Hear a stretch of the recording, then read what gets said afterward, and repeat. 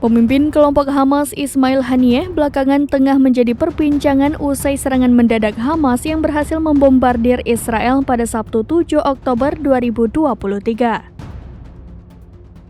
Berlangsungnya serangan Hamas itu tidak lepas dari peran sang pemimpin Ismail Haniyeh. Berkat sponsor Doha dan kekayaan yang ia kumpulkan sebagai pemimpin Hamas, Ismail Haniyeh dan anak-anaknya kini hidup dalam kekayaan dan hak istimewa yang tidak dimiliki warga Gaza lainnya. Tak lama setelah diluncurkannya serangan brutal Hamas terhadap Israel pada tanggal 7 Oktober, sebuah video beredar yang memperlihatkan pemimpin kelompok Ismail Haniyeh di kantornya yang berada di ibu kota Qatar, Doha.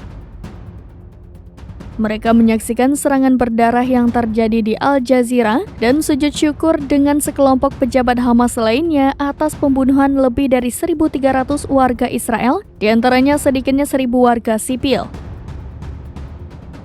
Selama bertahun-tahun, Haniyeh telah ditegur oleh banyak warga Palestina karena menjalani kehidupan yang nyaman jauh dari kesulitan di Gaza. Mereka berada di negara monarki Teluk yang kaya minyak yang menawarkan perlindungan bagi para pemimpin kelompok teror dan platform yang diakui secara internasional untuk menyebarkan propaganda mereka melalui Al Jazeera. Sebelum kemenangan Hamas dalam pemilu Palestina melawan Fatah pada tahun 2006, Haniyeh bukanlah kelompok terkemuka dari kepemimpinan kelompok teror tersebut.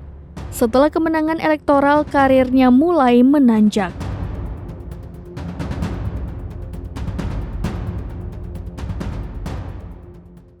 Download Tribun X sekarang, menghadirkan lokal menjadi Indonesia.